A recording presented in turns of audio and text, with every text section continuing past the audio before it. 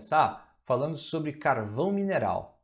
Dá uma olhada nesse gráfico e perceba que o carvão mineral é o cinza. Houve um crescimento desde 1850 até por volta de 1900, houve um crescimento constante no consumo de carvão mineral. Por que será? Se você falar com o seu professor de história, nesse período houve um processo chamado de Revolução Industrial. Então, o carvão mineral foi o combustível que potencializou a Revolução Industrial, as máquinas a vapor e uma série de outros processos. Muito bem. Aí depois, lá por volta de 1925, logo depois ali da Primeira Guerra Mundial, houve um aumento do consumo dessa linha preta aqui, que é o petróleo. Então, esse gráfico ele mostra como os combustíveis, né, a demanda por combustíveis mudou ao longo do tempo. Para quem nunca viu o carvão mineral, aqui tem uma foto dele. Pessoal, não confunda carvão mineral com o carvão vegetal. O carvão vegetal ele é obtido a partir da queima de madeira, sem a presença de muito oxigênio. Aí você tem a formação do carvão. Carvão aquele do domingão, do churrascão, do salsichão. Bom, esse carvão é o carvão que a gente usa para fazer lá o churrasco do final de semana. Esse carvão mineral é um outro carvão. Pelo amor de Deus, não vai fazer churrasco com carvão mineral. O carvão mineral ele tem um processo de formação parecido com o petróleo. Então aqui a gente tem uma ilustração que mostra o processo de produção do carvão mineral. O depósito de folhas e materiais vegetais, ao longo do tempo, e a gente está falando numa escala de milhões de anos, vai transformando essa matéria orgânica, que a gente inicialmente chama de turfa, em lignito. Depois que esse processo ocorre com mais intensidade, com mais pressão, onde você tem uma maior camada que vai gerando maiores pressões, esse material vai se transformando em hulha e hulha antracito. Esses nomes que eu acabei de falar são diferentes estágios do processo de carbonificação do carvão mineral. Ou seja, você vai aumentando o teor de carbono.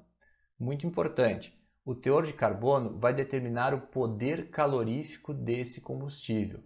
Quanto mais carbono, maior a quantidade de energia gerada na queima. Portanto, o antracito é o carvão mineral de maior poder calorífico. Depois vem a hulha, o lignito e a turfa em último lugar. Bom, a gente viu que o petróleo tem uma composição que varia. Existe petróleo de boa qualidade, existe petróleo de má qualidade. O carvão mineral é a mesma coisa. Dependendo do estágio do processo de carbonificação, você vai ter diferentes composições. Mas aqui tem um exemplo de como seria a estrutura química de uma dessas fases do processo de carbonização do carvão mineral. Vejam só essa estrutura. Neste momento você pensa, já pensou esse negócio na prova?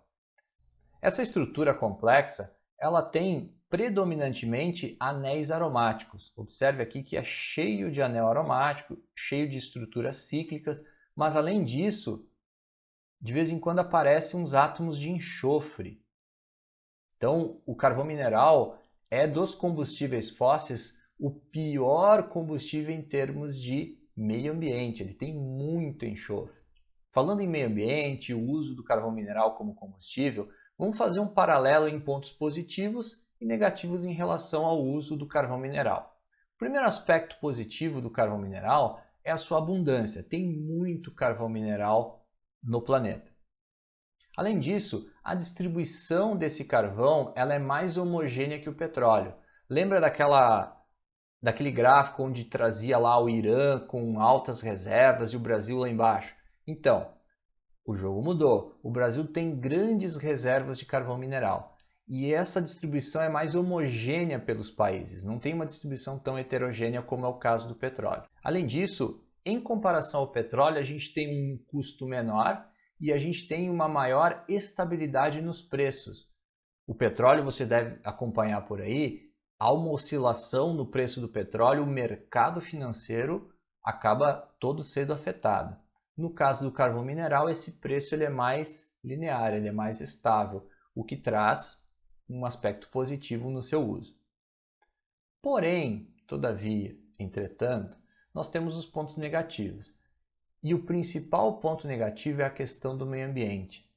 É o combustível fóssil que mais polui, porque é o que tem maior teor de enxofre. Além disso, ele produz um número menor de subprodutos que o petróleo. Então o petróleo não serve só para combustível. Toda a indústria química usa, lembra da nafta? Então essa nafta ela é a base para a produção de vários produtos. O carvão mineral é mais limitado. E além disso, ele tem uma eficiência energética menor. Então quando ele é utilizado como combustível, ele tem uma eficiência energética, ou seja, uma energia liberada menor do que outros combustíveis. Eu falei que o carvão mineral ele produz subprodutos em menor quantidade, mas ele produz. Então, a gente tem um processo chamado destilação seca da hulha. Para quem nunca viu isso, aqui tem uma ilustração do líquido obtido a partir da destilação seca, porque o carvão mineral ele é sólido, por isso que é destilação seca. Quando você aquece esse carvão, você obtém várias substâncias de interesse para os químicos. Vamos a elas. Primeiramente, o benzeno. Se você fizer uma pesquisa dos medicamentos, qualquer medicamento, paracetamol, aspirina, qualquer medicamento que você colocar aí na internet, procurar a estrutura, você vai perceber que tem um anel aromático nesse medicamento. 99% dos medicamentos têm um anel aromático. Então o benzeno ele é a base para a construção de várias moléculas, como por exemplo, medicamentos. O mesmo vale para o tolueno e para o fenol. Todas essas substâncias são obtidas a partir da destilação seca do alcatrão da hulha. Hulha é um tipo de carvão mineral. Além disso, a gente obtém naftaleno, a gente obtém os xilenos, que são usados como solventes, antraceno, que é utilizado como pigmento para tintas, e por fim os cresóis, que são usados na forma de mistura dos seus isômeros num tipo de produto chamado criolina, que é um desinfetante.